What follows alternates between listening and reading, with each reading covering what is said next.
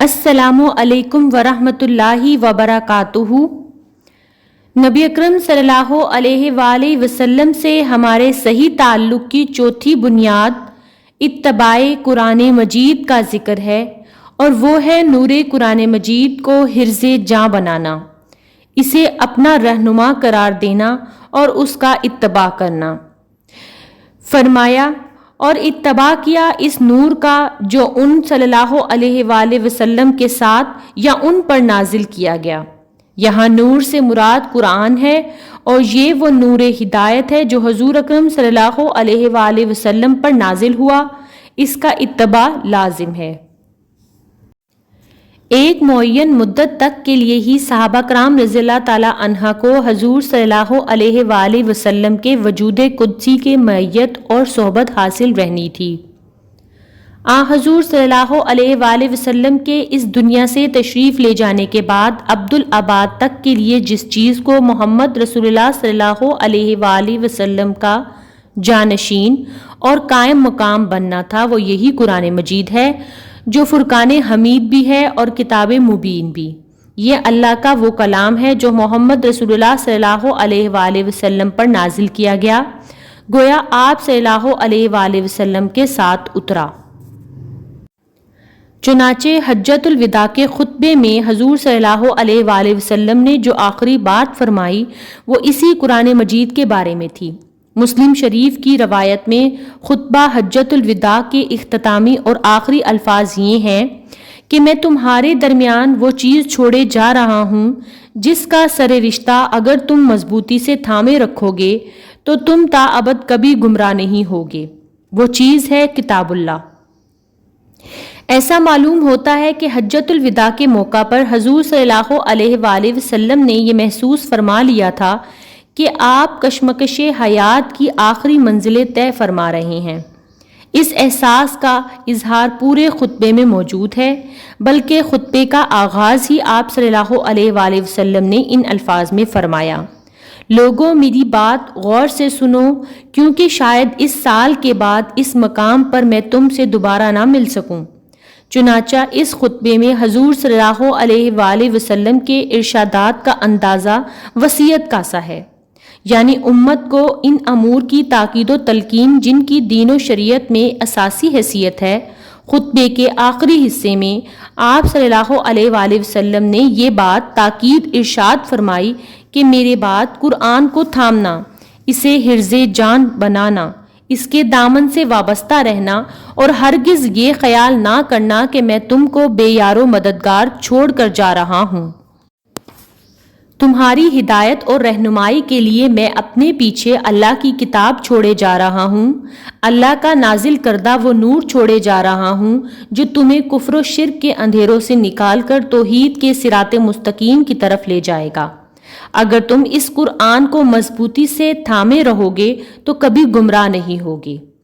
حبل اللہ، حضور صلی اللہ علیہ وآلہ وسلم کے فرمودات کی روح سے قرآن مجید ہی وہ حبل اللہ ہے جس کے ساتھ چمٹ جانے اور وابستہ ہو جانے کا سورہ آل عمران میں حکم آیا ہے۔ اس سلسلے کا پہلا حکم سورۃ الحج میں وارد ہوا ہے، جس کی آخری آیت میں فرمایا گیا، اللہ کے ساتھ چمٹ جاؤ، اس کے دامن سے وابستہ ہو جاؤ۔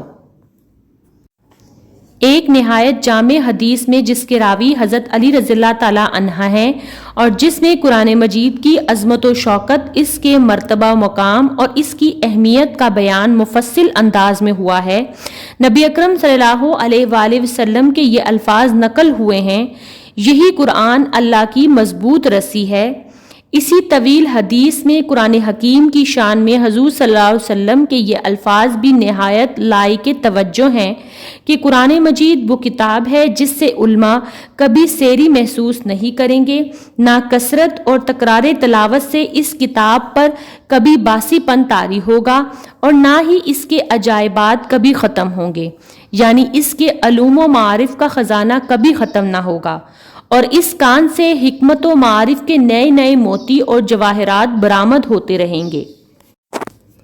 ہماری حالت زار، نبی اکرم صلی اللہ علیہ وآلہ وسلم نے خطبہ حجۃ الوداع میں فرمایا تھا کہ قرآن کو مضبوطی سے تھامو گے تو تا ابد گمراہ نہیں ہوگے۔ لیکن بدقسمتی اسی حبل اللہ سے ہم اپنا تعلق توڑتے چلے گئے۔ جیسے جیسے کتاب اللہ سے بے پرواہ ہوتے اور نور و حکمت کے اس خزینے سے بے تعلق ہوتے چلے گئے، ویسے ویسے ان پر زوال کے سائے گہرے ہوتے گئے اور وہ بتدریج فساد اور انحطاط میں مبتلا ہوتے چلے گئے اور نتیجتاً مغلوب و مقہور ہو گئے۔ ان کے عقائد خراب ہوئے، اعمال بگڑے اور ان میں بدعات اور نفسانی خواہشات کی دخل اندازی کو موقع ملا۔ ان کا اتحاد پارا پارا ہوا اور بجائے اس کے کہ وہ سیسا پلائی ہوئی دیوار بنتے، بے شمار فرقوں اور نسلانی اور جغرافیائی گروہوں میں تقسیم ہو کر رہ گئے۔ قرآن سے ہمارا جو حقیقی تعلق ہونا چاہیے، آج اسے ہم ترک کر چکے ہیں۔ ہمارا اس سے تعلق اس کے سوا اور کچھ نہیں رہا کہ ہم اسے محض حصول برکت کا ایک ذریعہ سمجھتے ہیں۔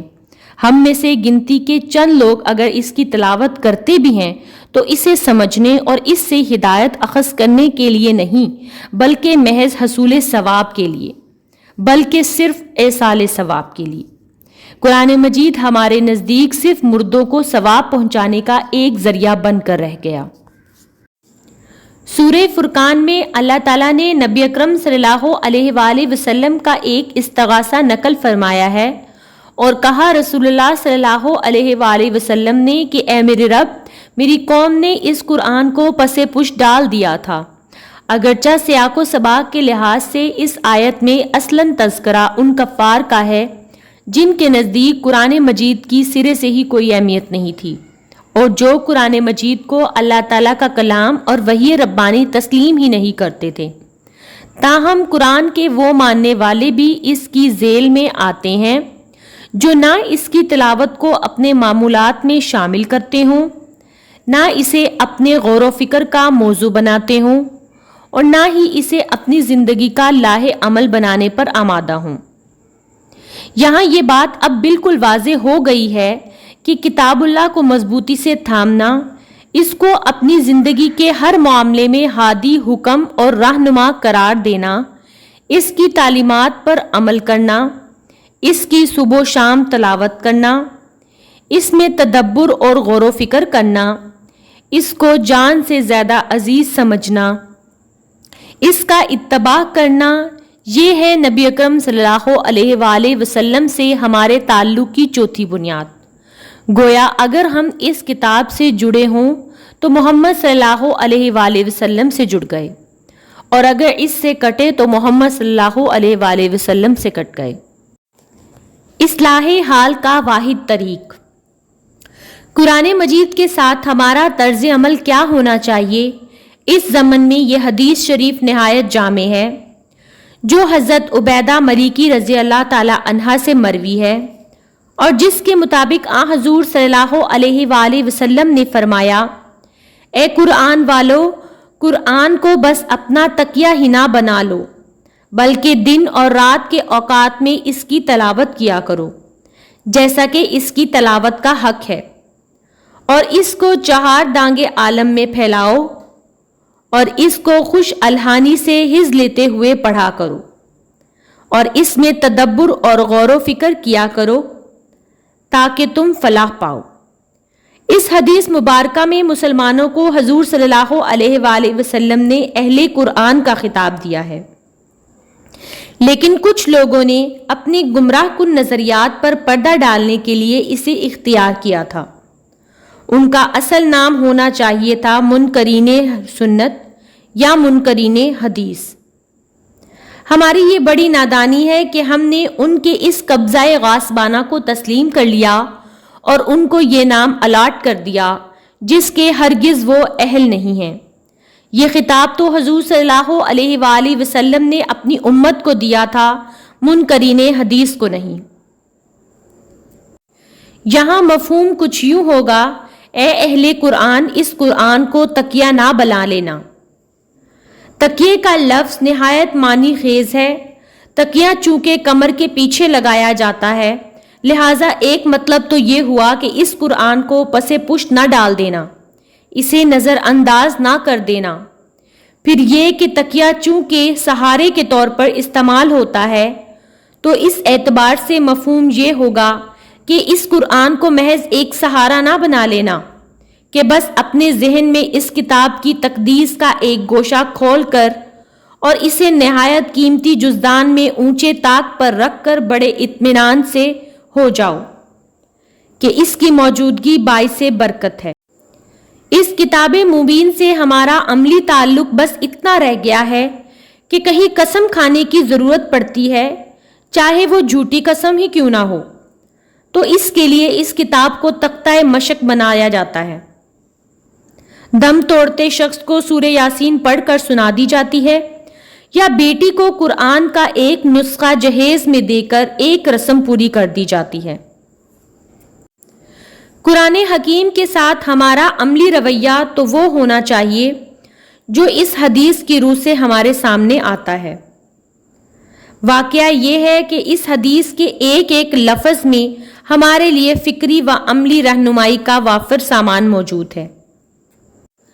اللہ کے اس نور کا جو محمد صلی اللہ علیہ وآلہ وسلم کے توسط سے ہم کو ملا، جب ہم نے اتباع چھوڑ دیا تو اس دنیا میں اس کا یہ نتیجہ ہمارے سامنے ہے کہ ہم یہاں ذلت و رسوائی کا ایک عبرتناک مرقع بنے ہوئے ہیں۔